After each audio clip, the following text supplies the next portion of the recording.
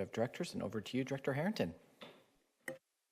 Thank you, Clerk Moss. Welcome to the May 6th, 2025 Housing Authority Board of Directors meeting here in Washington County. Clerk Moss, could you do us the honors, please?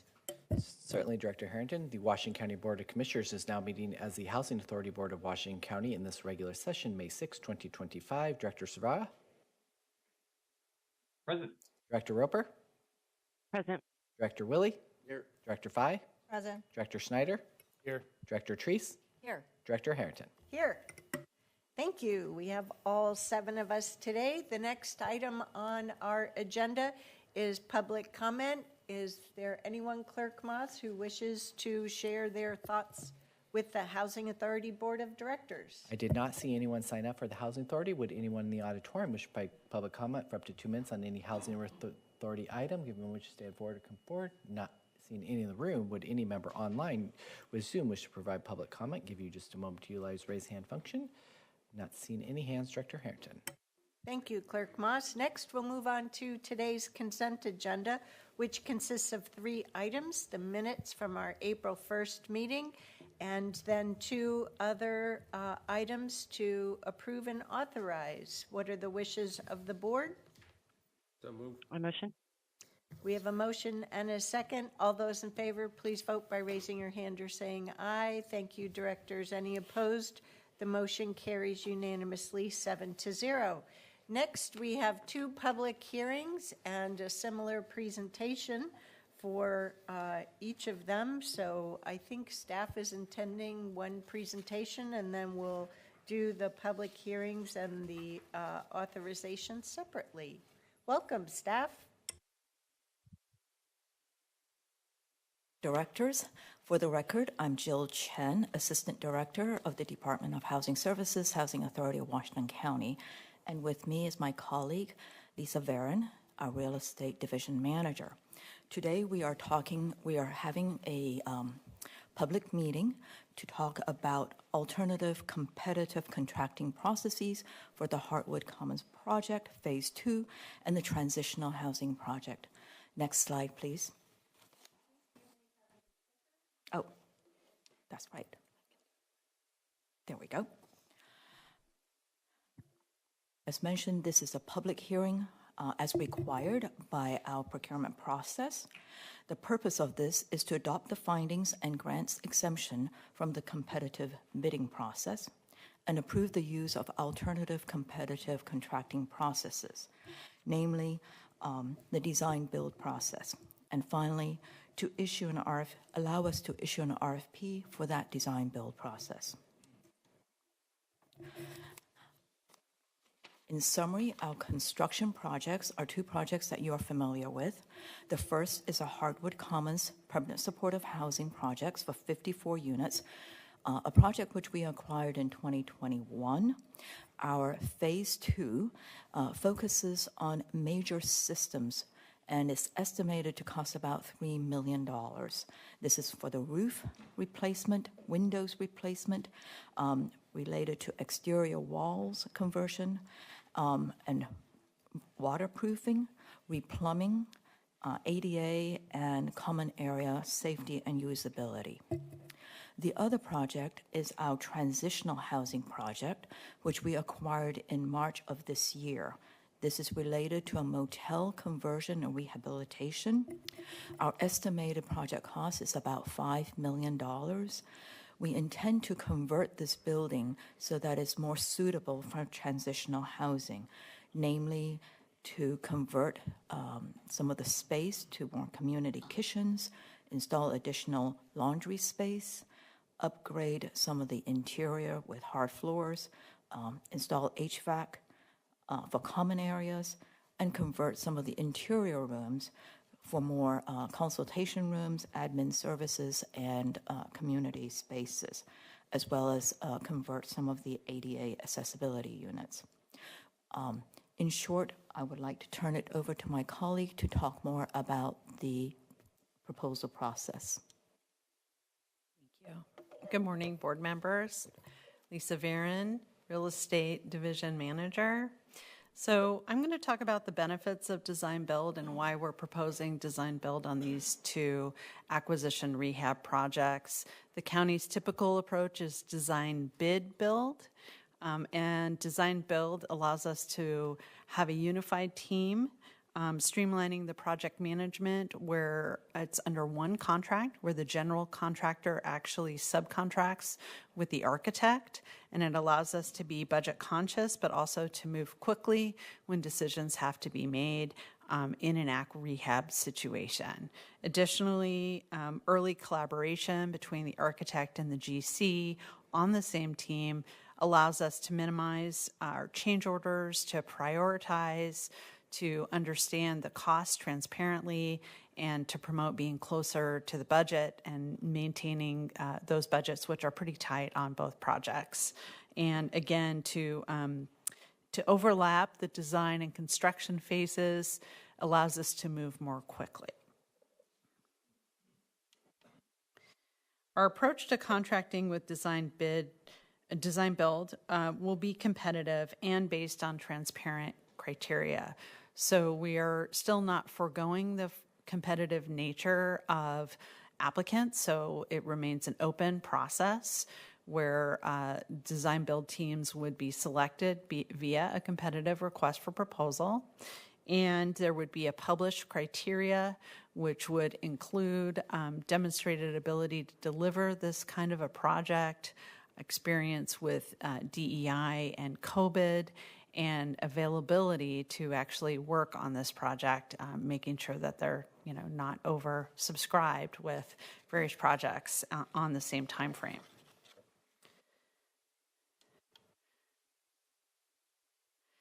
And finally, staff is requesting that Chabad find that the exemption to allow for an alternative contracting process is unlikely to encourage favoritism or diminish competition. This is the state law requires that essentially be your finding. We will have a competitive RFP process. It'll be advertised in the same way all other opportunities with the county are advertised. There will be a review panel that will score the proposals based on published criteria, and we will negotiate with the contractor that has the highest scoring proposal, so we won't just take the proposal as is.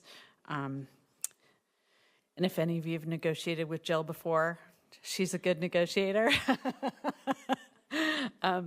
And then also, again, just to reiterate, we see this as an opportunity to reduce the construction schedule, to achieve cost savings, to reduce change orders, and to mitigate market-based cost exposure. So with that, we're open to any questions or feedback. Directors, do you have any questions with regard to the staff report? And could you go back one slide, please? I have a question on that slide as well. No, go ahead. Thank you. I just want to make sure it wasn't explicitly stated whenever we're doing something like this. My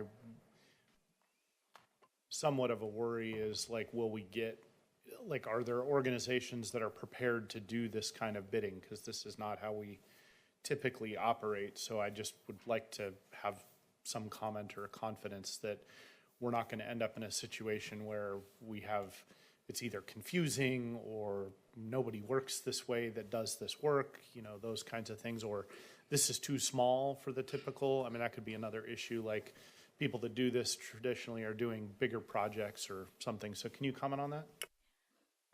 Sure. On our projects, this is on the smaller end. 3 million to 5 million is a little small for our normal housing projects. That is one of the reasons we wanted to do a design build, so that the contractor and the architect could work as a team. For our affordable housing known contractors, they are familiar with the design build process. We have also been reaching out to some of our smaller local contractors to help them understand that process. So we're hopeful to have at least a handful, if not more. We've also been going through this process with Woodspring, and we had a healthy number of applicants. I think it was 5. for that. That is a bigger project, but pretty much every contractor that we talked to for both Woodspring and Aloha 209 indicated they've done both kinds of contracts. Okay. Yeah. Thank you. Any other questions? Yeah, I'm following along what Commissioner Schneider was saying, that I'm familiar with design build. I like that. It is much more mobile and efficient. And so, but then you're putting out RFPs. So the RFPs are gonna, the contractor is gonna be selected based on their qualifications, not based on the bid for the project. That is correct. It's based on their proposal that would include their qualifications as well as how they would approach each of these projects. Because there's quite a long list and we are waiting and looking for our contractor to be our partner to go through the process with us to see how would they prioritize, what is their experience, for example, in Hartwood, working on major systems, so that we could work with them and the architect as a team to look at how we prioritize the different scopes and how we work together to advance that in a cost-efficient manner. We would also ask for a cost estimate, maybe not an exact bid, but an estimate, which would allow us to look at the percentages and get a general idea of where they're landing and what they're proposing for their GC fees and things like that. Yeah, and their Do contingency. they bring the architect, or do we have the architect? They will bring the architect, and they will come the in as a package. team. Yes, Okay, all right, thank you. yes. Any other questions from board members? Yes, Chair Harrington, I'll go next. Thank you for your presentation. It was very well presented, the materials, when I read it last night and over the weekend. So I don't really have a question about the materials specifically, but I do have a question around, let's play the devil's advocate. You're bringing in JC to contract with an architect. They put together a well-thought-out proposal, brought in the architect, and then they decide to separate. Whoever the contract holder leaves the other partner and goes with a different. What criteria or process exists to ensure that this partnership that we first went in will continue, that one partner isn't being used unnecessarily? What you mentioned is a risk with any of our projects, whether it's design build or straight design bid build. When one contractor or one party leaves a construction, especially in the middle, it is a risk we always take. That is also why we look for their qualifications and their experience working together as a team. We have seen, especially in our rehab projects with AHP Phase 1 and Phase 2, that if the contractor and the architect are not working together collaboratively, it can be disastrous for us as owner. So we want to make sure when we select them that they have done this kind of project before. Okay. And that there is a track record. And I would say that the other way to mitigate that risk is in your contract, and to assure that your contract is set up so that as the owner of the property, you have the right to decide who would be the replacement architect, for example, and that assignment would be contingent on you as owner selecting that architect. So it is something that you make sure to pay attention to in your actual contract. Perfect. Okay, thank you. If I may just add to that, Commissioner Fye, County Council works very closely with housing to ensure that there are appropriate insurance, bonding requirements, et cetera, because these things do happen in any type of contracting, that you do have multiple parties privy to a relationship. So we are accustomed to working through this and mitigating the risk for the county. Folks, are we done with questions, or is there anything else? Okay, seeing none, I'm going to open a public hearing. Clerk Moss, is there anyone who wishes to provide any testimony with regard to the Heartwood Commons Phase 2 remodel design bid process? Thank you, Director Harrington. I did not see anyone sign up in advance of the meeting. Would any member in the auditorium wish to provide public comment as you've heard this public hearing from staff? Give you just a moment to raise your hand, start coming forward. Not seeing any in the room. Would any member online wish to provide public comment by Zoom on this public hearing as you've heard? Give you just a moment to utilize raise hand function. Not seeing any hands, Director Harrington. Thank you, Clerk Moss. And with that, I'll close today's public hearing and ask for a motion to adopt the findings and grant the exemption from the competitive bid process for the Heartwood Commons Phase 2 remodel and approve the use of the alternate competitive contracting process and issuance of the RFP for design build. So moved. We have a motion and a second. All those in favor, please vote by raising your hand or saying aye. Thank you, directors. Any opposed? The motion carries unanimously 7-0. Next, we'll move on to the transitional housing renovation that was also part of the previous presentation, and I will open a public hearing. Clerk Moss, is there anyone who wishes to do so? We did not have anyone sign up in advance of the meeting. Would any member in the auditorium wish to provide public comment on this public hearing as you heard the first staff report? Give you just a moment to raise your hand, start coming forward. Not seeing it in the room. Would any member online wish to provide public comment on this public hearing as you've heard from staff? Give you just a moment to utilize raise hand function. Not seeing any hands, Director Harrington. Thank you. And with that, I will close the public hearing with regard to the transitional housing renovation project and ask for a motion to approve the findings and grant the exemption from the competitive bid process for the transitional housing renovation and approve the use of the alternative competitive contracting process and the issuance of the request for proposals RFP for design build. So moved, Chair. Second. There's a motion and a second. All those in favor, please vote by raising your hand or saying aye. Thank you, directors. Any opposed? The motion carries unanimously 7-0. Thank you, all directors, for being here to support all of that business. Next, we'll move on to the second public comment period of the Housing Authority Board of Directors meeting. This is an opportunity for members of our community to come and share their thoughts with the Housing Authority Board for up to 5 minutes an individual. Clerk Moss, do we have anyone who wishes to do so? Thank you, Director Harrington. I did not see anyone sign up in advance of the meeting. Would anyone in the auditorium wish to provide any public comment on any housing-related topic for up to 5 minutes? Give you just a moment to raise your hand, start coming forward. Not seeing any in the room. Would anyone online via Zoom wish to provide public comment? I'll give you just a moment to utilize raise hand function. Not seeing any hands, Director Harrington. Thank you, Clerk Moss. Next, we'll move on to Board of Directors announcements.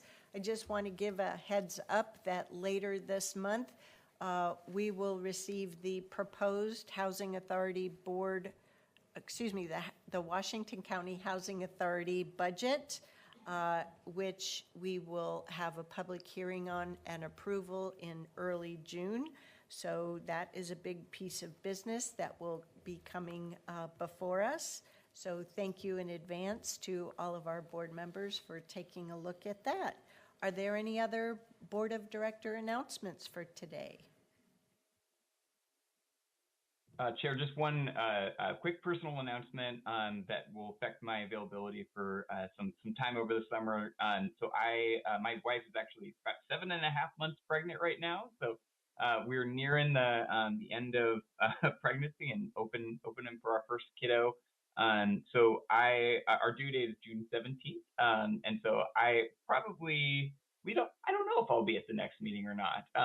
So just wanted to kind of give this group a heads up. I'm planning on taking a couple of months off for getting ready to go for parenting and supporting our new one into the family. But so I'll work with the staff to make sure that we can kind of think through logistics, but just want to let folks know if you don't see me in June, that's probably why. So thanks. That's a terrific life experience that we all wish you the best with. Thank you. Director Roper, any announcements you might have to share? None? No, just congratulations, Mike. I'm really happy for you. I can see that you don't have pictures on the wall, so maybe that's going to become the baby's room. just assuming.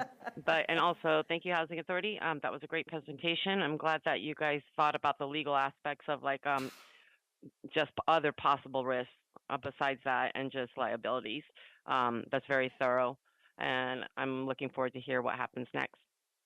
Great. Well, thank you to the two of you for joining us today. And with that, I would ask for a motion to adjourn the Housing Authority Board of Directors meeting for today. I motion. Second. Thank you. All those in favor, please vote by raising your hand or saying aye. All those opposed? The motion passes unanimously 7-0. We are hereby adjourned as the Housing Authority Board of Directors.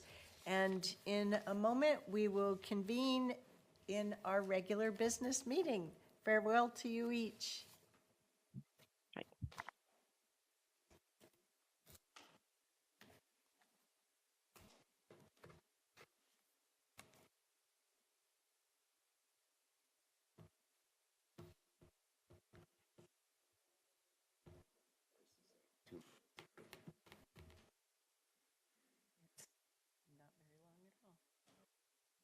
Look at the screen. Good morning, Washington County Board of Commissioners, and over to you, Chair Harrington. Thank you, Clerk Moss, and welcome everyone to the Tuesday, May 6th, 2025 Washington County and Clean Water Services Board of Directors meeting. Clerk Moss, could you do us the formal honors, please? Certainly, Chair Harrington. The Washington County Board of Commissioners, also meeting as the Board of Directors for Clean Water Services and all other county service districts, is meeting in this regular session, May 6, 2025. Commissioner Willie? Here. Commissioner Schneider? Here. Commissioner Fye? Present. Vice Chair Treese? Here. Chair Harrington. Here. Thank you, Clerk Moss. We have a full complement of all 5 members of the board. Would everyone please stand and join us in the Pledge of Allegiance, please?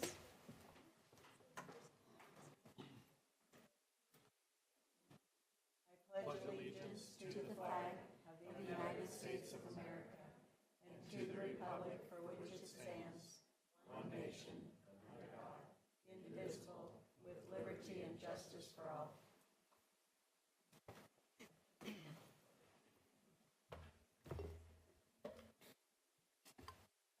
Thank you. Next, we'll move on to public communication. This is an opportunity for members of our community to come and share their thoughts with the board for up to 2 minutes an individual. Clerk Moss, do we have anyone who wishes to do so? We do, Chair Harrington. We have Sandra Nelson and Brenda Bunetti. Are you here, Brenda? Please, you can join at the table.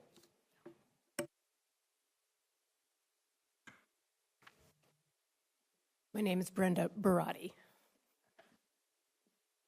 Thank you. Sandra, go ahead. You signed up first. Thank you. Good morning, Chair Harrington and Commissioners. My name is Sandra Nelson. I'm a resident of Washington County. Last week, Thursday, May 1, was our National Day of Prayer. We have a long history in our nation of proclamations for fasting and prayers, beginning in the American colonies in the 1600s. President George Washington, as the very first president of our United States, issued on October 3, 1789, the first national proclamation for a day of thanksgiving and prayer to be held in November. Thus, the precedent was set for our eventually annual Thanksgiving Day celebration. Our second president, John Adams, designated another day, February 19, 1795, as a National Day of Thanksgiving and Prayer in order for Americans to, quote, meet together and render their sincere and hearty thanks to the great ruler of nations for the manifold and signal mercies which distinguish our lot as a nation, particularly for the possession of constitutions of government which unite and by their union establish liberty with order, for the preservation of peace, foreign and domestic, and generally for the prosperous course of our affairs, unquote. Many of us Americans continue to pray to the God of our founding fathers, the God who is the same yesterday, today, and forever. Let's pray. Our Father in heaven, still the great ruler of nations, we remember with gratitude our heritage of liberty with order. We ask you to give wisdom to our commissioners, who often must make difficult decisions. Please give them your understanding of justice and righteousness. In Jesus' name, amen. Thank you. And I did it in the right time, too, under 2 minutes. I'm getting better. Thank you, Honorable Chair and County Commissioners. I'm Brenda Barati, resident of Washington County for 32 years. I'm here today to testify in support of Oregon's secure and safe voting system. I've read prior testimony before this body and others questioning election integrity. There are calls for removing people from the voter rolls, forcing people to provide an original birth certificate to register, end mail-in voting, and the latest congressional affront, requiring that your voter name matches exactly your given name at birth. That is a direct attack on women, many of whom change their name at marriage. All these are escalating forms of voter suppression. The goal? Only have people who look a certain way, have white-sounding names, and have the economic security to take time off work, hire a babysitter, or have a reliable car. These efforts are rooted in a belief that there are a significant number of people voting fraudulently. I'd like to offer a different point of view. For the last 9 elections, I've been a neighborhood leader. That's someone who contacts registered voters in their neighborhood to encourage them to vote. Here's what I've learned. The much bigger problem is getting people to vote at all. Their voter apathy, confusion, and exhaustion with politics takes its toll. Young people vote in significantly fewer numbers. We need to put more energy into encouraging voter participation, not attacking it. Oregon's pioneering mail-in voting helps people vote because it's easy. Our state gets higher voter turnout because of our mail-in system. I think about the people in my own neighborhood who are consistent voters, but ending mail-in voting would make it difficult for 92-year-old Ellie to vote. Oregon's system works. It's safe and it's fair. There's no reason to change it. Thank you. Thank you. Clerk Moss, do we have anyone else? We do not have anyone else signed up. If anyone else in the auditorium wish to provide public comment at this time, just raise your hand or coming forward. Not seeing any more in the room. Would any member online via Zoom wish to provide public comment for up to 2 minutes on any county-related topic? Give you just a moment to utilize the raise hand function. Not seeing any hands, Chair Harrington. Thank you. Thank you, Ms. Barati, for reminding everyone that it is election season.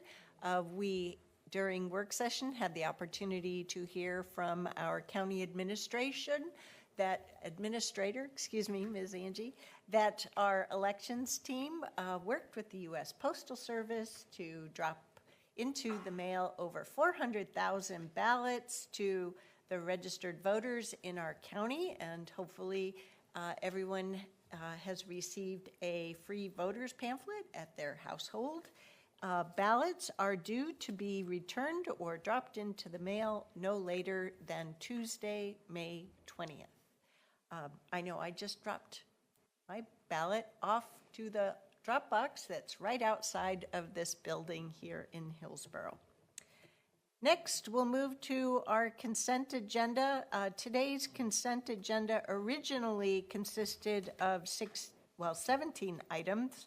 Item 11 was pulled from consideration, and I know Commissioner Treese wishes to pull item 3 off of the consent agenda, or at least just provide a verbal highlight. That might be easier. Why don't you go ahead and do that? My purpose in pulling this item from the agenda is to highlight the fact that this is business as usual for Clean Water Services to have a financial audit service through Moss Adams. This has nothing to do with the R&O process that we're engaged with for a separate issue. So thank you for the opportunity to briefly mention that. Okay, so we're not going to pull the item on the agenda, so that leaves 16 items on the consent agenda with that highlight. We have 2 sets of minutes, 4 items from Clean Water Services, 1 item from Washington County Finance, 1 item from the County Office of Community Development, and 7 items from the County Land Use and Transportation Department. And last but not least, 1 item from the Sheriff's Office. What are the wishes of the Commission regarding today's consent agenda? Move to approve. Do we have a second? Second. We have a motion and a second to approve today's consent agenda. All those in favor, please vote by raising your hand or saying aye. Thank you, Commissioners. Any opposed? The motion carries unanimously 7-0. Next, we'll move on to boards and commissions. First up, we have the Behavioral Health Council. We have an opportunity to reappoint Larissa Thomas to an additional term as an alternate member ending March 31, 2028. What are the wishes of the commission? I move to approve the appointment. Second. All those in favor, please vote by raising your hand or saying aye. Thank you, Commissioners. Any opposed? The motion carries unanimously 5-0. And back on that consent agenda, I think I said 7-0. That's a carryover from our Housing Authority Board of Directors, so we approved that on a vote of 5-0, as well as the item for the Behavioral Health Council. Next, we'll move on to the County Urban Road Maintenance District Advisory Committee, also referred to as URMDAC. We have an opportunity to appoint Ryan Webb to the Urban Road Maintenance District Advisory Committee for a term expiring September 30th, 29. What are the wishes of the commission? Move to approve the appointment. Second. All those in favor, please vote by raising your hand or saying aye. Thank you, Commissioners. Any opposed? The motion carries unanimously 5-0. And I want to thank Mr. Webb as well as Ms. Thomas for continuing your volunteering here for the benefit of our Washington County community. Next, we have a couple of proclamations. Sadly, due to the extra setup in the room today for our 2 proclamations, we won't be able to take pictures like we normally do. First up, we're going to work to proclaim May 2025 as Building Safety Month here in Washington County. And I know we have a few members of our staff to help bring this topic to life for us. So welcome to our team members. I know you work on this each and every day here for the benefit of our wider community. So please take it away. Thank you, Chair Harrington and members of the board. I'm joined today by Derek Moon, our building official, and Nathan Don, building services supervisor for plan review. And Nathan will read the proclamation. And I'm Carol Johnson, planning and development services manager. So I'll go ahead and begin here. Whereas our county is committed to recognizing that our growth and strength depends on the safety and economic value of the homes, buildings, infrastructure that serve our community, both in everyday life and in times of natural disaster. And whereas our confidence in the structural integrity of these buildings that make up our community is achieved through the devotion of vigilant guardians, building safety and fire prevention officials, architects, engineers, builders, tradespeople, design professionals, laborers, and others in the construction industry who work year-round to ensure the safe construction of buildings. And whereas Building Safety Month reminds the public about the critical role served by the community's largely unknown guardians of public safety, our local code officials, who assure us safe, efficient, and livable buildings. And whereas Game On, the theme for Building Safety Month 2025, encourages all to raise awareness that building safety starts at home, with building safety professionals and individuals to prepare and advocate for our community and to solve challenges together. Building Safety Month 2025 encourages appropriate steps everyone can take to ensure the safety of our built environment and recognizes that the implementation of safety codes by local and state agencies saves lives, protects homes and businesses. And whereas each year in observance of Building Safety Month, we are asked to consider the commitment to improve building safety and economic investment at home and in the community, and to acknowledge the essential service provided to all of us by local and state building departments, fire prevention bureaus, and federal agencies in protecting lives and property. Now therefore be it resolved that on this day, 6th day of May 2025, the Washington County Board of Commissioners does hereby proclaim May 2025 as Building Safety Month. In Washington County, and we call upon all residents, businesses, and civic organizations to take steps to ensure the places where we live, learn, work, and play are safe and sustainable, and to recognize that lives have been saved due to the implementation of safety codes by local and state agencies. Thank you. And before we have a motion and a second to adopt this proclamation, since we won't be taking time for a picture, I was wondering if each of you, the three of you, could please take a moment and perhaps answer the question, now that you've been doing this work related to ensuring that as we have improvements in homes or buildings, the county rehabs its own office buildings. We had a couple of projects on the Housing Authority Board of Directors meeting. Businesses construct new buildings. You keep them safe. What's one fun thing about that work that you do here as an adult that you wish your 12-year-old self way back when might have known? Any takers? You got one? Yeah. Adulting is a long time in our lives. So what would you tell that former 12-year-old self now? Take public speech lessons. So much more public speaking than I would ever thought I would ever have to do. So. Oh, cool. Personally, my father is in building codes as well, and I come from a family that's been involved, and so as a 12-year-old, I would tell myself, it's not that boring. How about this? It's pretty interesting work. Yeah, there we go. Good. Well, I think what we face a lot, though, is all about process and process improvement. So spending time as a younger kid to kind of really lean into that process mapping and systems approach to thinking. I think I came to it later in life, but starting out as a 12-year-old kid would have been a real boon. Oh, well, thank you very much for the work that you do each and every day. What are the wishes of the Commission with regard to declaring the month of May 2025 as Building Safety Month with Game On as the theme? I move that we proclaim that. Second. I second that. All those in favor, please vote by raising your hand or saying aye. Thank you, Commissioners. Any opposed? The motion carries unanimously 5-0. Thank you. Game on. Next, we're going to move on to proclaiming a portion of this month, May 18th through 24th of 2025, as National Public Works Week in Washington County. And I know we have public works all over the various governments here in the United States. So please, I'd like to turn it over to two of our experts here in Washington County.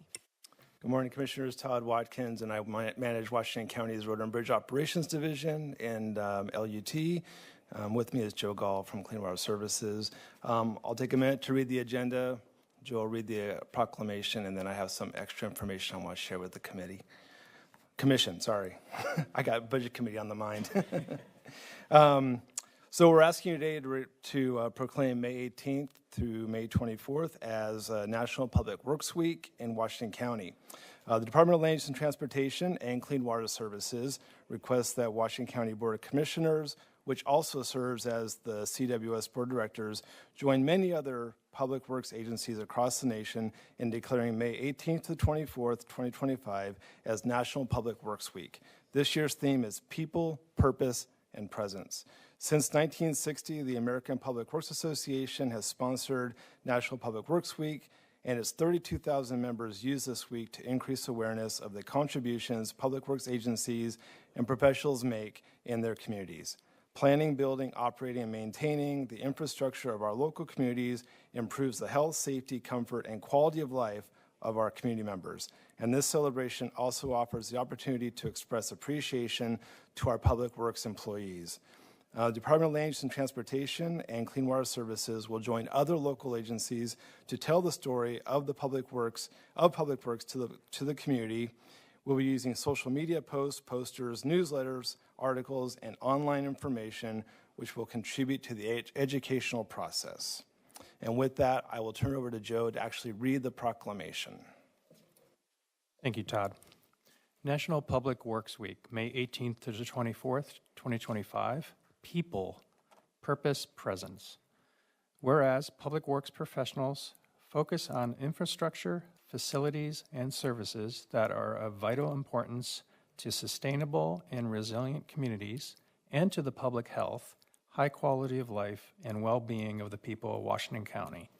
And whereas these infrastructure, facilities, and services could not be provided without the dedicated efforts of public works employees at all levels of government and the private sector who are responsible for planning, designing, building, maintaining, and protecting our transportation, water supply, water treatment, stormwater, and solid waste systems, public buildings, and other structures and facilities essential for our community.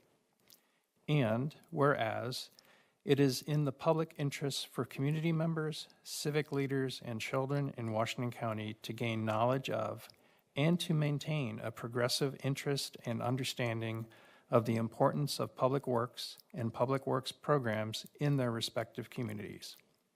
And whereas the efficiency of the qualified and dedicated personnel who staff public works departments is materially influenced by the people's attitude and understanding of the importance of the work they perform. Now, therefore, be it resolved that on this 6th day of May 2025, the Washington County Board of Commissioners, also acting as the Board of Directors for Clean Water Services, does hereby proclaim the week of May 18th to 24th, 2025 as National Public Works Week in Washington County, and we call upon all community members and civic organizations to acquaint themselves with the issues involved in providing our public works and to recognize the contributions that public works officials make every day to our health, safety, comfort, and quality of life. Thank you.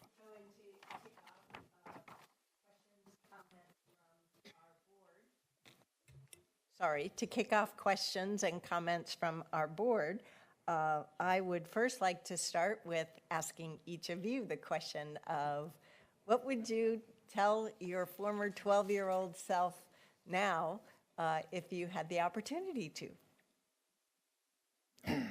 So my dad was in architecture in college, so I had that exposure when I was young. So I think I had an inkling when I was young, but I think it wasn't until I got into college and I started to see the benefit of what Public Works actually offered. We provide a service 24/7, round the clock, rain or shine, and the work that we do, not just Washington County or CWS, but all the public agencies, utilities, water service providers, gas, electric. People know, they don't know when it works, but they know when it doesn't work. And for me, that's the biggest satisfaction, right? When my phone doesn't ring, I know I'm doing my job. And I think knowing that we touch the lives of each and every citizen every single day is an important part of what gets me going in the morning. Also, this year's unique. I was just going to point out that on May 18th, it'll be 27 years that I've been with Washington County. And I don't tell my daughter in the morning that I have to go to work. I say I get to go to work. So it's just a great place to serve the community. Terrific. How about you, Mr. Gall? How can I beat that? Please. Excellent. So 2 things came to mind as you asked that question. The first is don't forget to pay attention to the details, especially in the work we do. So much of the infrastructure that we work on, the devil's in the details, and we need to pay attention, and I would tell my 12-year-old self that. The other is don't forget the people, because so much of what public works professionals do is done by people still. I mean, we've got lots of equipment and heavy equipment and things like that, but the heart and soul of this profession are the people. So I would tell myself, don't forget to treat each other respectfully and professionally. Great. Board members. I'd like to make a comment, Chair. Thank you. from my perspective, Public Works Week should be Public Works every day. And my other experience is that the people that do the work in our infrastructure, our facilities, and our services are really the silent heroes of our workforce. They are out there every day ensuring that we have our expectations are met around all of the different issues. We see it in crisis moments, when there's a weather event, when there's something that causes a big problem, but we don't see it every single day.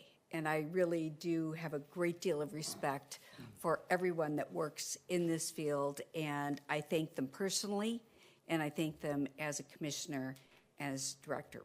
I appreciate you bringing this proclamation forward. I would just say, before I became an elected official as a city councilor initially, this is like definitely the area I least understood, and probably the area I needed to know the most about. And for the community at large, I would just share that there, at least for me as an adult back before I was an elected official, there were entire systems that are keeping me safe that I didn't even know existed. I mean, stormwater is an example. I know an infinitely larger amount of information about that area, but when I was a young adult and even into middle adulthood, I didn't even know that was a thing. I kind of knew when certain things didn't go well in the city of Portland because those systems were combined, and that resulted in interesting things. But I would just share to the community broadly, there is so much being done to keep you safe and make your life happen that you don't even know about, to the points you made, that we only hear when things aren't going well. Just really appreciate the work that's done, and our whole community benefits from it, and it is probably the least well recognized. So thank you. Anyone else? Okay, well, I would ask for a motion to adopt the proclamation for National Public Works Week, May 18th through 24, 2025, People, Purpose, and Presence. Do we have such a motion? So moved. Second. We have a motion and a second. All those in favor, please vote by raising your hand or saying aye. Any opposed? The motion carries unanimously, 5-0. And don't worry, 12-year-old selves, you do not have to like the color orange. Wait a minute. Next, we're going to move on to our public hearings. We have one today with regard to levying modified assessments within the Mountain Creek Road Local Improvement District. So hello, Mr. Watkins. Long time no see. Scheduling was perfect on this. So now, normally Sherry Gray would be here to do the presentation, but she's out of town right now, so you're stuck with me. But I'll try to do the best I can to fill her shoes. All right. So Mountain Creek MLID is a district in the Sherwood area. It's actually on a local access road, so it's a public road, but it's not publicly funded. This district funds themselves. Oops, I got ahead of myself. Sorry about this. This is a little bit touchy. There we go. So it's a dead end. Hold on here. There we go. Dead end road that is right there off of Mountain Home Road. So it has a long history. It started off in 1986 as an LID just for routine maintenance. It was a gravel road, but then they upgraded to a hard surface in 1990 as a one-time expenditure. Within the framework of their local improvement district, they have the ability to adjust their rates, which they have done a few times over the years, and those have all been initiated and approved by the Citizen Advisory Board that's made up of the property owners, and then those requests come before your board for approval. And those have happened a few times over the years. We've worked collaboratively with them over the years to develop a work plan. And as the road condition either performed better than expected, or if new things came up, or the cost of materials changed, or whatever it might be, we have actively managed that with them, which is why you're seeing this fluctuation. What we're looking ahead for is actually in about 10 years, there are planning to do an asphalt overlay. And as we know, that's a very expensive endeavor, so we're planning for it. But the current assessment that is on the table right now, that they're currently being assessed, is larger than it needs to be to fund that future improvement. And since this is money that's coming directly out of their pockets, above and beyond all of their taxes and all of their costs that they're paying, they are asking that they reduce their shares. They have what's called a full share and a half share, depending on what the property configuration is. Currently, it's, let's see here, I have the notes about the rates. $800 is the current for a full share, and $400 is a current for a half share. 39 properties, and they all would benefit from this adjustment. So they do meet annually. The county does participate, although we don't vote and we don't direct the meeting, but we do participate as far as being there as a subject matter expert. They did meet earlier, and they did ask for this change to occur. The majority of the people in the district were in attendance, and everyone that was there agreed to this adjustment. So there's no surprises here, and we're not expecting any feedback or negative responses to this adjustment. So we request that you hold the public hearing today, and then with the RNO, you would adjust the assessments as proposed. And again, Sherry is normally the person who would facilitate this conversation, but if you have any questions, I can answer them for you, or you can wait for her to return. But that is the crux of the proposal. Thank you, Mr. Watkins, for being a marvelous stand-in and bringing us this item today. Are there any questions from the board before I open a public hearing? Nope, seeing none. I'd like to open a public hearing on this proposal to reduce the local assessments for the Mountain Creek Road Local Improvement District. Clerk Moss, do we have anyone who wishes to testify? Thank you, Chair Harrington. I did not see anyone sign up in advance of the meeting. Would any member in the auditorium wish to provide public comment on this public hearing? As you've heard from Todd, not seeing one raise hand and come forward. Where any member via Zoom wish to provide public comment on this public hearing, give you just a moment to utilize raise hand function. Not seeing any hands, Chair Harrington. Thank you, Clerk Moss. And with that, I'll close today's public hearing and ask for a motion to approve the resolution in order to modify, to levy modified assessments within the Mountain Creek Road Local Improvement District. So moved. Second. We have a motion and a second. All those in favor, please vote by raising your hand or saying aye. Thank you, Commissioners. Any opposed? The motion carries unanimously 5-0.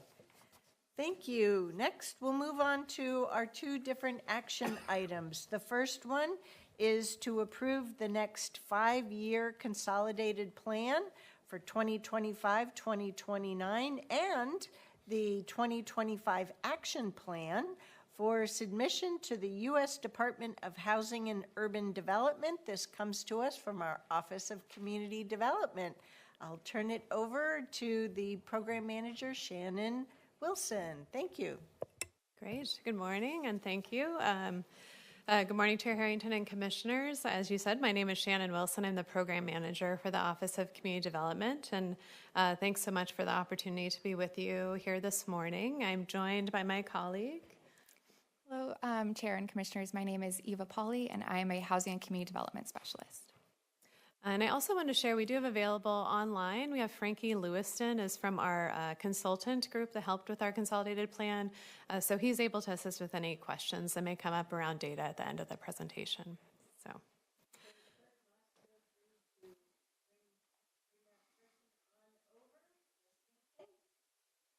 Great. And so we are here to present the 2025 to 2029 Consolidated Plan. And so the purpose of this presentation is to review the key elements, findings, and goals of the plan, and then to request your board's approval for the plan. And so the Consolidated Plan, it really sets goals and objectives for a lot of the federal funding that our office administers, so funding that comes from the U.S. Department of Housing and Urban Development. So there are three main types of funding: the Community Development Block Grant, Emergency Solutions Grant, and the Home Investment Partnerships Program. And so we do this work as part of a consortium within the county, so with the cities of Hillsborough and Beaverton. So those cities are both large enough based on their population size to receive their own allocation directly from HUD of Community Development Block Grant funds. And so we work as a consortium and put together one consolidated plan and shared goals for how we administer this funding throughout the county.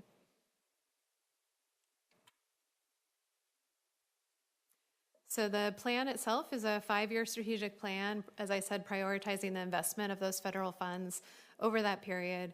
It is, it's always uncertain. We receive our allocations annually based on a formula allocation, but our estimate is that this amount of funding would be $35 million in federal investment over the 5-year period, and that's within the full county, including Beaverton and Hillsborough.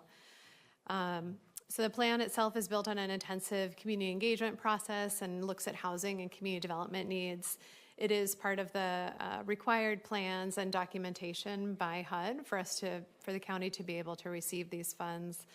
And our goal as we went through this process as a consortium was really to use the plan as a way to provide transparency and accountability to the public regarding how the funds are used and that they're invested in alignment with feedback that we heard from community members and data around our community. So just a little bit about the different funding types that are directed by the Consolidated Plan. So the Community Development Block Grant Program is very flexible. It can fund public infrastructure, public facilities, single-family housing rehab projects, and key public services. And all of these programs are for the benefit of low and moderate income individuals or neighborhoods. So the same is true of the Home Investment Partnerships Program, and serving low and moderate income households. And also, we have used it in the county to support the production of regulated affordable rental housing. So it's one of the many sources that supports those housing projects in the county. And then the Emergency Solutions Grant Program is federal funding that supports individuals and families experiencing homelessness. So the elements of the Consolidated Plan, if you had a chance to look at the draft, you'll see it's quite a lengthy document. So there are 5 components to it: community engagement, needs assessment, housing market analysis, strategic plan, and then the action plan. And so I'm just going to walk through those briefly and provide some of the key findings from the needs assessment and housing market analysis. So the community engagement overview, we actually began this process in March of 2024 with a kickoff event with our stakeholders and some focus groups. And then from there, we have engaged with Washington County residents in a variety of ways through surveys and in-person and online opportunities, as well as public hearings. And then we've also engaged with stakeholders, so more than 40 conversations with stakeholder groups and consultation, and then with advisory bodies as well. So a lot of the data and information that you'll see in the Consolidated Plan, it's not just work that's done by our office, it really collates a lot of work and policy that's done through a variety of departments at the county. And so I did just want to call out those different departments that provided input or reviewed portions of the plan. And so that includes Land Use and Transportation, Health and Human Services, the Housing Authority, Department of Housing Services, Economic Development, Sustainability, the Office of Equity, Inclusion, and Engagement, or Office of Access and Opportunity, Community Corrections, and Emergency Management. So some of the data that I'll report is really data that came from those different departments and supports the goals and priorities that then we developed for this plan.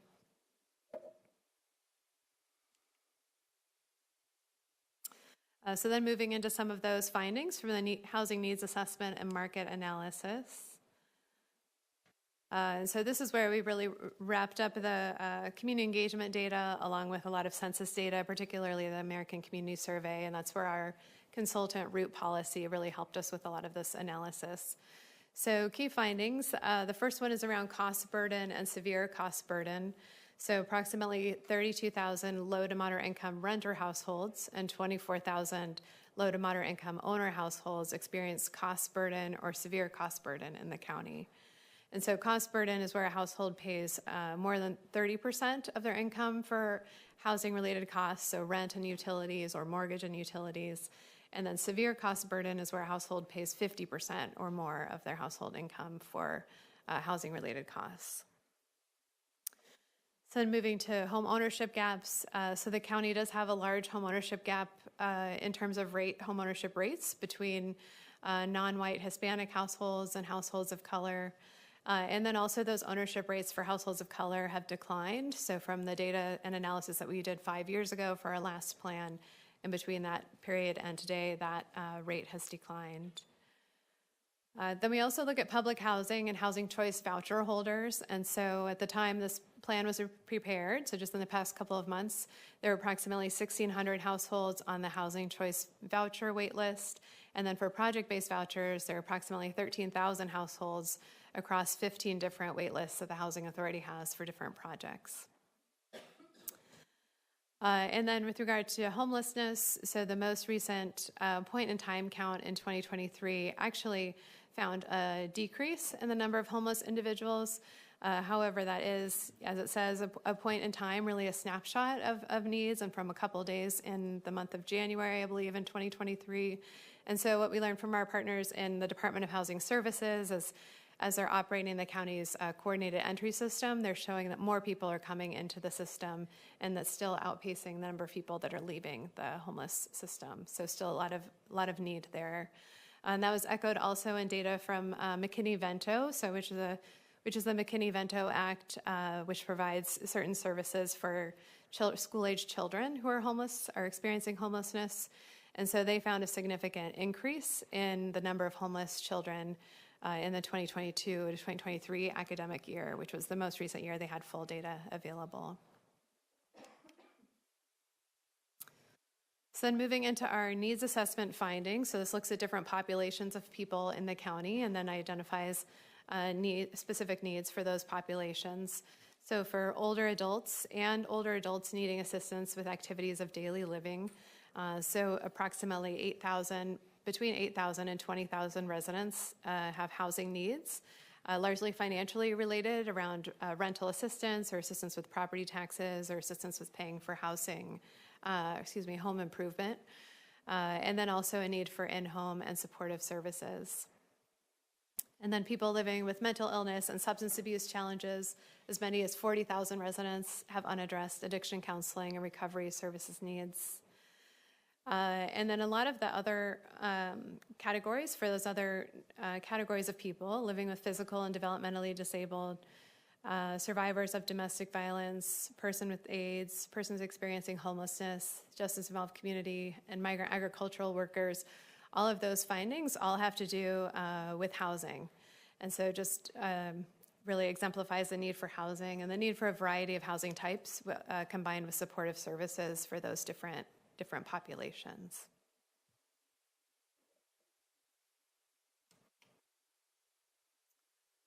And then moving into our market analysis findings, so looking at the housing market specifically. So median gross rent had increased by nearly a quarter since the previous con plan, so in the past 5-year period. But that was also mirrored by increases in the renter household income. And so one thing that was unclear from the data is whether they're the same renter households in those units or whether the rental households that were here 5 years ago have been displaced, because it's tied to the home ownership market, which has then been very tight. And so it's been very challenging even for higher income households at 100% of median family income and even up to 120% of median family income to be able to purchase a home. And so then that puts more pressure on the rental market. And so there's more kind of higher income households that are renting apartments that would have otherwise, maybe purchased a home and then freed up more rental units for lower income households. So in terms of rental gaps, there's, I think, an ongoing perpetual need for deeply subsidized units. And so in this particular analysis found that there was a shortage of just over 16,000 units that are priced at $885 a month or below. And $885 as a monthly rent, that's the amount that a household at 30% of the median family income, so a household that's considered extremely low income, that's the monthly rent level that they would be affordable to them. So gap in the units available at that income range. And then, as we alluded to, the median values of owner-occupied homes increased significantly in the past 5 years, increasing by 49% between 2017 and 2022. So really really great for people who owned their home prior to 2017, and very challenging for households who have been trying to buy in that same period. And so the home ownership gap, as we have discussed, so only 9% of the households sold in the county in the first 6 months of 2024 were affordable to households at 100% median family income. And that doesn't account for the size of the homes, and so they could be a 2-bedroom condo, for instance, and the household looking to buy really is looking for a 3-bedroom. So it doesn't address that potential mismatch in size and cost of housing. And then the vacancy rate in the county's housing units is low overall, so both with rental and ownership, so only 2.5% vacancy rate. So that also leads to high competition in both the rental and ownership markets. And then renters are more likely than owners to report substandard conditions. So 48% of renter-occupied units have at least one substandard condition compared to 22% of owner-occupied units.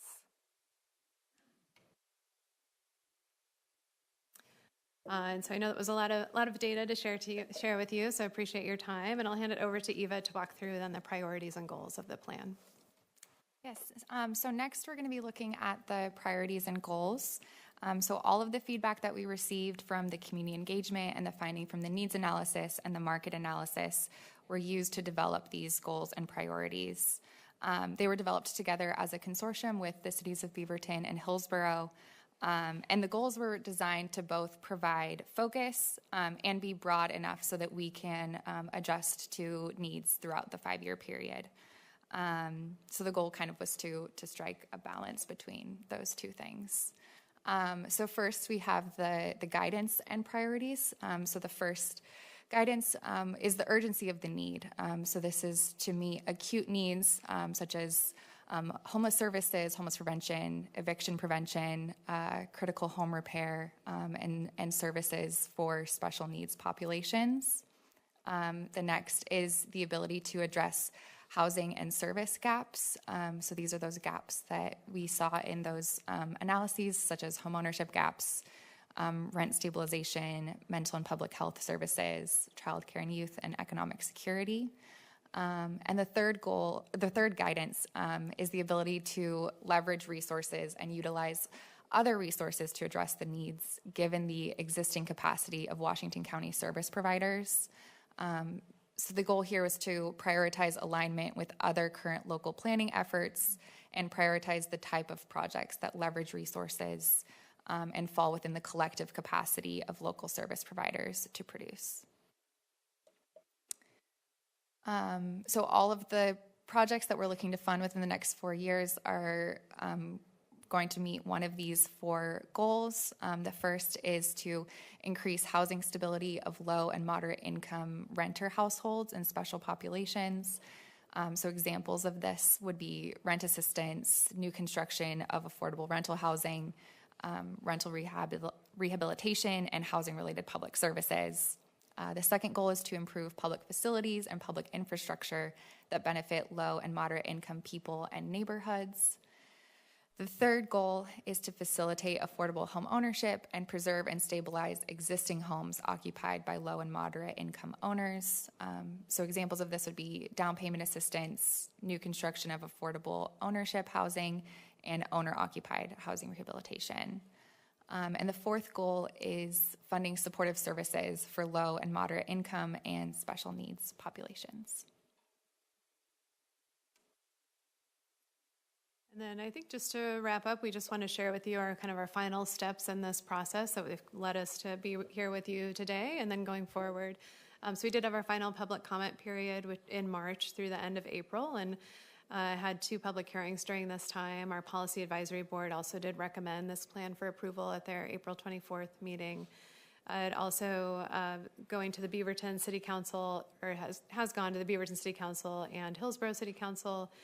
And then in terms of our submission to HUD, it was generally due on May 15th. However, with the changes in the federal budget and the continuing resolution, that was delayed, but we are well positioned to submit the consolidated plan once we receive our actual allocation amounts for fiscal year 25-26, and then so we are well on target to meet that submission deadline from HUD. So that brings us to the end of our presentation. We really appreciate your time. I know it's a lot of work and a lot of detail that goes into the plan, and so, but just from a high level, just want to share that it really makes a significant impact in the county in a variety of ways, and so appreciate your support.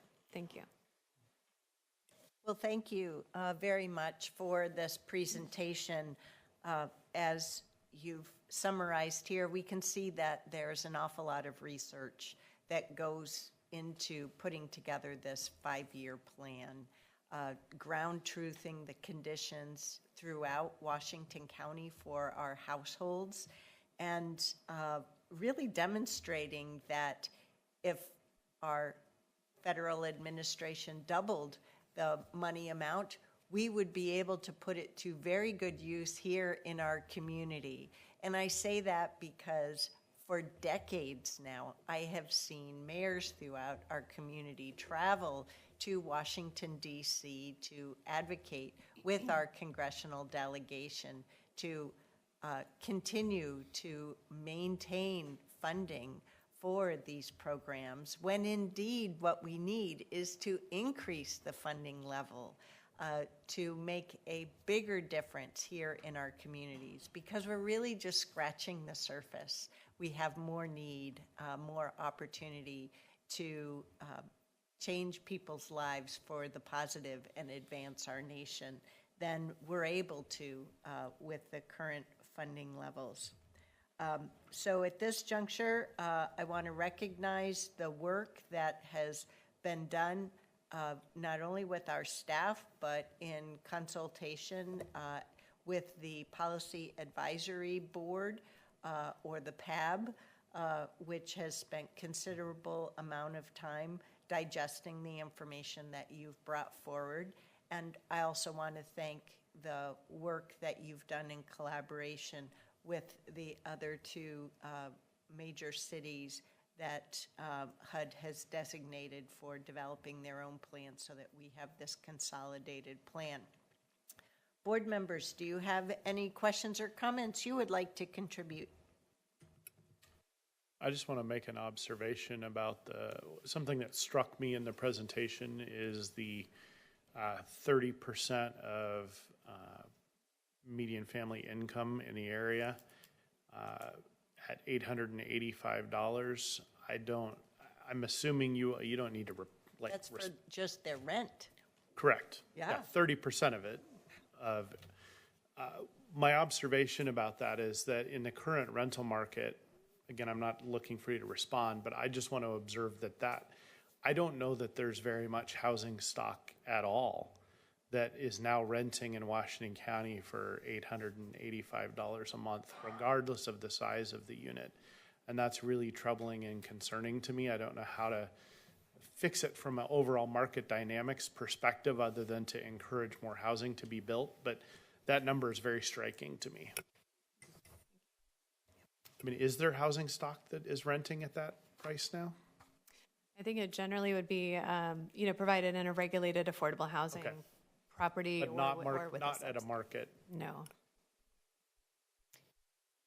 I just want to say thank you for the work. I've had the opportunity to be on the PAB for a number of years, and it's amazing the amount of work that you put in. The one thing that wasn't called out is your ongoing relationship with HUD and our local context to HUD really makes a big difference as this moves through the process. So thank you for maintaining that as well. There aren't very many of them left in that local office. Nope. Anyone else? I would ask for a motion then to approve the 25 through 2029 consolidated plan, the 5-year plan, and the 2025 action plan for submission to the U.S. Department of Housing and Urban Development, and authorize me as chair to execute and submit the consolidated plan, the action plan, and related agreements. So moved. Second. All those in favor, please vote by raising your hand or saying aye. Thank you, commissioners. Any opposed? The motion carries unanimously 5-0. Please take that as a job very well done. Good job. Next, we'll move on to the Washington County Capital Improvement Plan, another 5-year plan, but of a different nature for improving the buildings, the IT service infrastructure, as well as land use and transportation, or mainly transportation projects throughout our community. Welcome to our interim Chief Financial Officer, John Steyer. Good afternoon, Chair Harrington and Board. Today I'm pleased to present to you the FY 25-30 Capital Improvement Plan for your approval. The plan was presented in a work session on 14 April. It is the second complete annual CIP presented to your board. The CIP serves to inform your board, municipal and community partners, and citizens of Washington County on planned capital improvement projects. It aligns with the Government Finance Officers Association recommendation that local, state, and provincial governments establish a system of assessing their capital assets and appropriately plan budget for any capital maintenance and replacement needs. Lastly, it informs the budget process for the upcoming budget year, and it sets a process for annual review of capital projects, allowing for assessment and updates to project costs, review of project timelines, and prioritization of work efforts across the planning horizon. This plan is the work of 3 departments under a finance umbrella. We have Facilities, Fleet, and Parks, Information Technology Services, and Land Use and Transportation. The projects in the plan are reviewed with the lens of a One Washington County design, the future, and One Washington County initiatives, with the aim to be human-centered, equitable and inclusive, mission-focused, responsive, and collaborative, and also transparent in all strategic capital planning efforts. The projects fall into 3 general categories: maintenance and preservation, modernization and expansion. In maintenance and preservation, we extend the useful life of or replace or renew existing assets. With modernization, we have improvements to existing assets and infrastructure. We modernize our IT systems. And with expansion, we meet the needs for new infrastructure and facilities. The FY 25-30 plan reviews and revised last year's CIP. We update for changes in project needs, funding, and priorities. And it presents a transparent plan. It provides a robust details with funding sources and cost estimates, as well as identifying gaps in our funding requirements. Before closing, I do want to acknowledge just some of our key stakeholders that support the effort, starting with our project quarterback, Theme Grents from IT, who's done this a couple of years in a row and done a great job. Also our department heads, Laurel Brown with Facilities, Fleets, and Park, Stephen Roberts from Land Use and Transportation, and his team who facilitated the graphics and aligning the content in the document. Luke Ross, our Information Technology Services Director, and also our budget manager, Steve Kang. And there are a lot more people that are involved in this process, but it makes for a good package that shows we're transparent and can prioritize our requirements. I want to thank you for your support and acknowledgement of the importance of this document. And this concludes my staff report. Thank you, Mr. Steyer. And I know we continue to have quite a backlog of facility improvements that are needed. So I think we would likely do more if we had more resources. than at our disposal, but I really do appreciate the extent of work that's gone into this capital improvement plan, and want to highlight that we now have a track record, right? Takes at least 2 points to make a line, and this is our second 5-year CIP. So, Ms. Angie. Yeah, Chair, if I may, I want to applaud the board for their leadership through this process as well. In addition to capital improvement planning aligning with GFOA, the Government Finance Officers Association best practice, this is actually a requirement of your charter that we do have a capital program. So it is incredibly important that we do align what we do with the charter that has been approved by our community. With that, it does provide that long-term fiscal look, which, Chair, you had mentioned. We do have unfunded needs. And so one aspect that I would like to lift up that under your board's leadership we have completed is the county's first ever facility condition index. So the facility condition index helps us plan out and program the most critical needs at the county. One of those needs that we hope through this data-informed process we can prevent in the future by proactive planning is the situation we found ourselves in with the public safety critical facilities, jail, Harkins House, as well as our community corrections facility. But due to the appropriation of budget resources, those projects are in full swing, and we will be nearing completion within the next year. Very exciting. Are there any questions from the Board of Commissioners? Or comments? Seeing none, I would ask for a motion to approve the Capital Improvement Plan, or CIP, for the next 5-year plan, 2025 through 2030. Second. All those in favor, please vote by raising your hand or saying aye. Thank you, Commissioners. Any opposed? The motion carries unanimously 5-0. Terrific. Now we move on to our second public comment period of today's meeting. This is an opportunity for members of our community to come and address the board on any topic you may wish for up to 5 minutes an individual. Clerk Moss, do we have anyone who wishes to do so? We do, Chair Harrington. We have Jill Latre and Roger Law.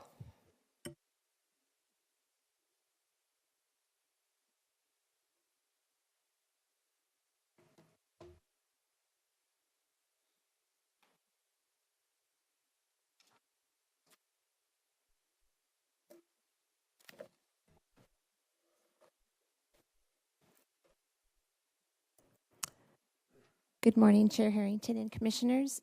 My name is Jill Latre, and I'm a Washington County resident. Today, I will continue reading through the executive order signed on March 25th, Preserving and Protecting the Integrity of American Elections. Section 4, Improving the Election Assistance Commission.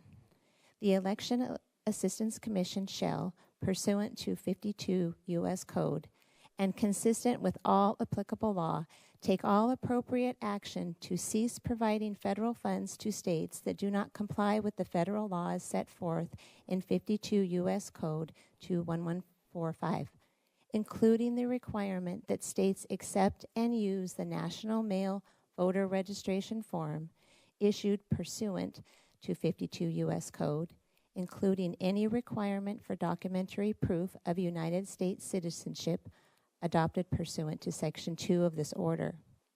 Part B, the Election Assistance Commission shall initiate appropriate action to amend the Voluntary Voting System Guidelines 2.0 and issue other appropriate guidance establishing standards for voting systems to protect election integrity. The amended guidelines and other guidance shall provide that voting systems should not use a ballot in which a vote is contained within a barcode or quick response code in the vote counting process, except where necessary to accommodate individuals with disabilities, and should provide a voter verifiable paper record to prevent fraud or mistake. Within 180 days of the date of this order, the Election Assistance Commission shall take appropriate action to review and, if appropriate, recertify voting systems under the new standards established under subsection B of this section, and to rescind all previous certifications of voting equipment based on prior standards. Part C. Following an audit of the Help America Vote Act, fund expenditures conducted pursuant to 52 U.S. Code, the Election Assistance Commission shall report any discrepancies or issues with an audited state certifications of compliance with federal law to the Department of Justice for appropriate enforcement action. D. The Secretary of Homeland Security and the Administrator of the Federal Emergency Management Agency, consistent with all applicable law, shall, in considering the provision of funding for state or local election offices or administrators through the Homeland Security Grant Programs, 6 U.S. Code, heavily prioritize compliance with the Voluntary Voting System Guidelines 2.0 developed by the Election Assistance Commission, and completion of testing through the Voting System Test Labs accreditation process. We hope that Washington County will take the required actions to comply with federal laws. I have an additional topic I would like to address. These are 4 ballots from my household, and each of these ballots contain a unique QR code in the corner of each ballot. Since these QR codes were added to our ballots, we have continually asked the elections office what these QR codes are for. We've had answers including the election office doesn't know and does not want to know what the QR codes are. 2, the mail house uses the QR codes to match ballots and envelopes. Washington County Elections Office Manager Dan Forrester, along with attorney Jason Bush, reported at a work session that our ballots are anonymous, and to ensure the anonymous, a ballot cannot, once removed from the envelope, there should not be anything that would link that ballot back to an individual voter. The fact that these ballots all have a unique identifier brings up the question, why did these QR codes get added to our ballots, and what is their purpose? Who generates the QR code? Who has the ability to decipher the QR code? What information is contained in this code? Why are the codes unique to every voter in my household? And the most important question is my vote anonymous? In August 2023, the governor signed SB 166, which states that voters have a right to a confidential ballot. And ORS 254.400 also ensures that our ballots are secret. The unique QR code should be banned to ensure that our ballots are truly anonymous, and we would appreciate answers to these questions that we have about these codes. Thank you. Thank you, Ms. Luttre. Go ahead, Mr. Law. Good morning, Chair Harrington and Commissioners. My name is Roger Law, and I'm a 40-plus year resident in Washington County. Last week, on Monday, the 20th of April, Canada held a federal election, and I would like to read portions from an article written by Jim Hoft and posted at the Gateway Pundit on Monday, the 20th of April, 2025. The headline reads, "For your information, Canada uses paper ballots. Election is over in 1 day, no machines, and results are out when polls close." The subheadline reads, "Did you know in Canadian federal elections we use paper ballots that are counted by hand in front of scrutinizers? We do not use machines to count ballots." Canada is the second largest country by landmass in the world. Canada also completes its elections in 1 day. Canada does not use electronic voting machines. Canada uses paper ballots. Voting takes place in 1 day, and the results are released when the poll closes. And according to the Elections Canada's website, to vote in the federal elections, you must be a Canadian citizen, at least 18 years old on election day, and registered with Elections Canada. You must prove your identity and address. Voting options include vote on election day at your assigned polling station, vote by special ballot, that is, advance vote at your assigned polling station or by mail. On a related matter, in April 2024, a group of Washington County citizens attended a hand counting ballot training.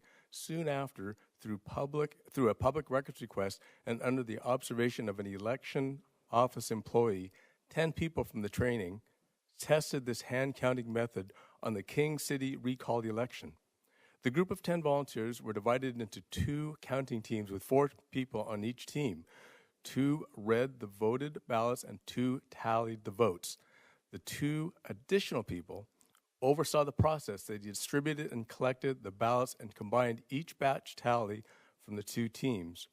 Every action was transparent and verifiable, with at least 2 people performing each task. That group of 10 people hand-counted the entire King City election with 1,806 ballots with 100% accuracy in less than 4 hours. The only discrepancy was with 1 ballot, an adjudicated ballot that appeared to be from a visually impaired voter based on the large print, whose marks did not line up with the ovals on the ballot. The team did not agree with how the ballot was adjudicated.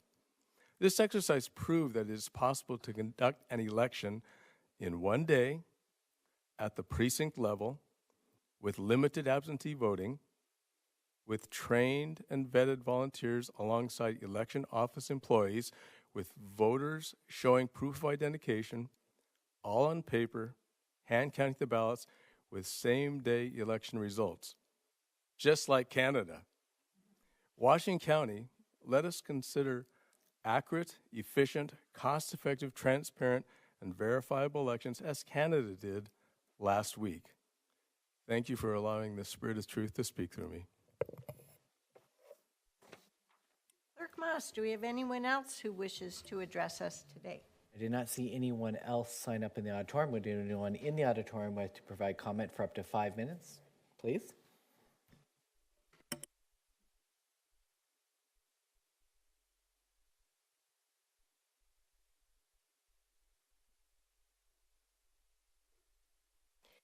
Hello, my name is Callie Peters, and I'm a resident of Washington County and a healthcare provider in the Washington County area.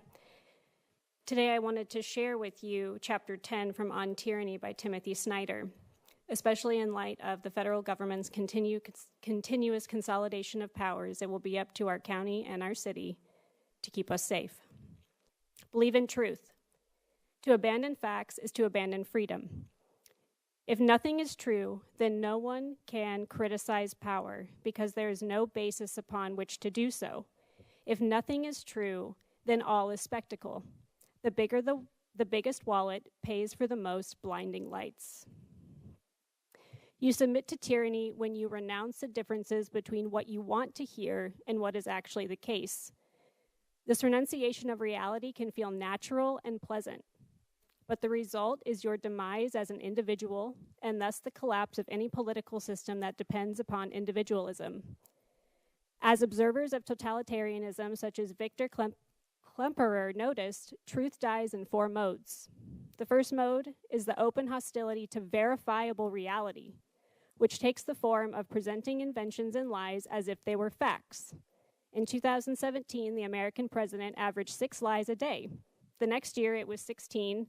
The following year, it was 22.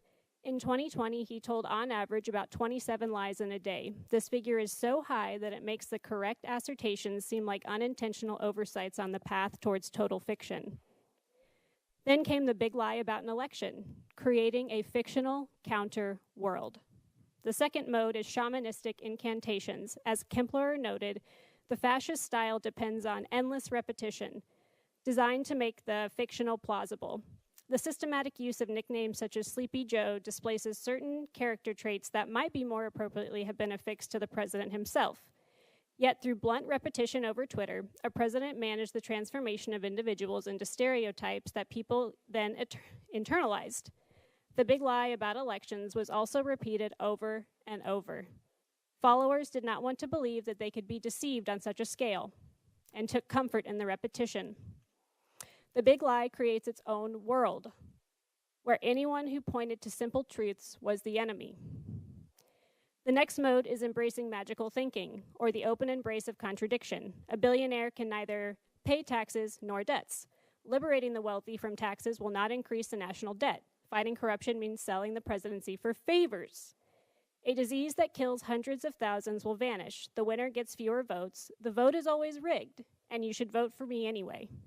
Black people are taking the vote away from white people, although American history shows that's the opposite, that shows that the opposite has been the case.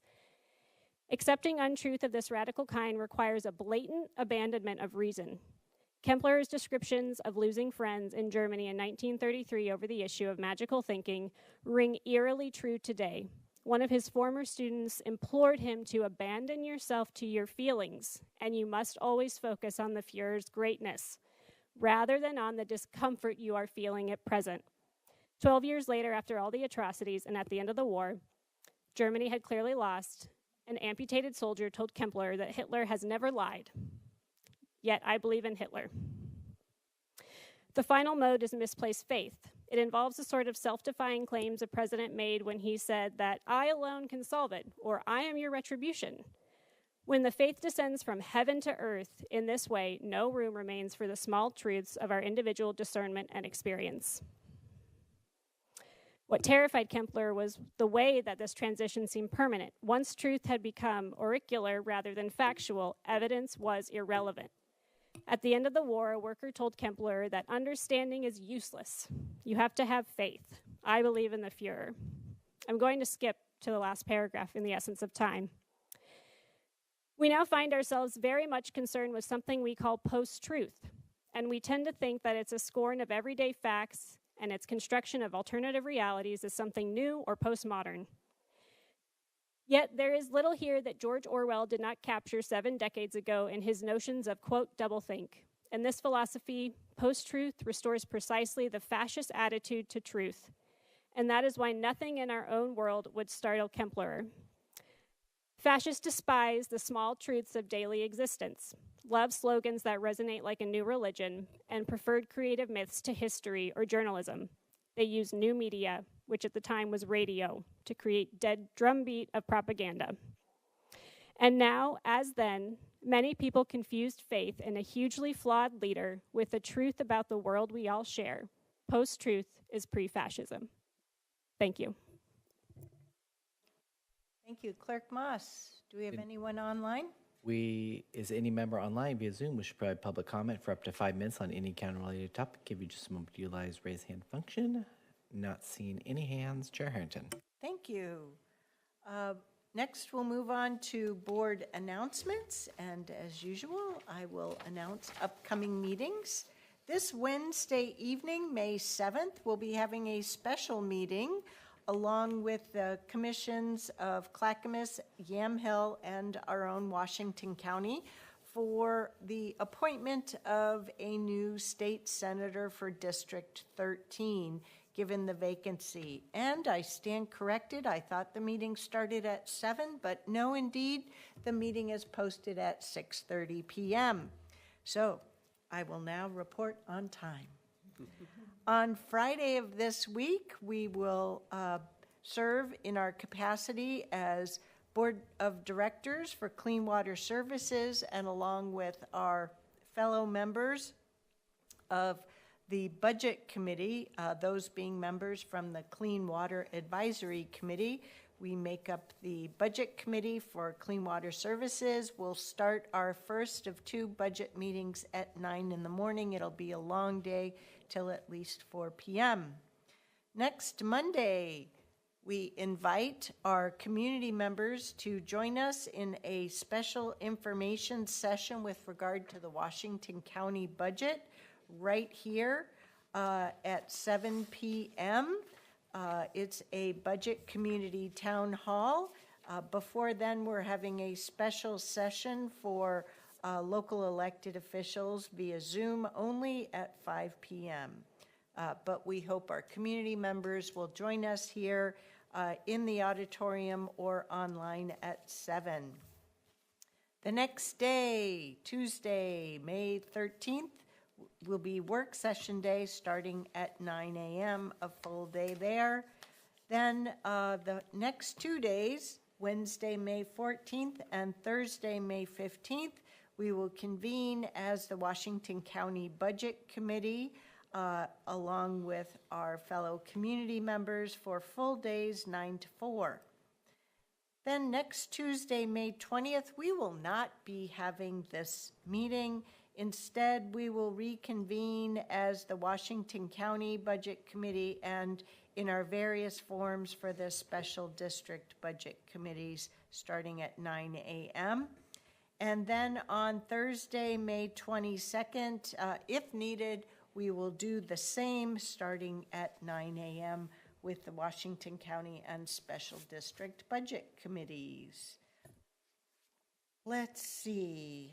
Also, I have a meeting notice here for Friday, May 16th. We have by invitation the Board of Directors from Clean Water Services, our members from CWAC, the Clean Water Advisory Committee, as well as local elected officials, city leaders, staff, and of course, any interested members who would like to join us at 9 a.m. to 10:15 for a session about captive insurance companies, an instrument which we use for the benefit of Clean Water Services. That's it for board announcements from me. Are there any others from the commission or board today? Seeing none, I would ask for a motion to adjourn today's meeting. So moved. Second. We have a motion and a second. All those in favor, please vote by raising your hand or saying aye. Thank you, directors and commissioners. Any opposed? The motion carries unanimously 5-0, and we will reconvene after lunch at 1 p.m. Thank you.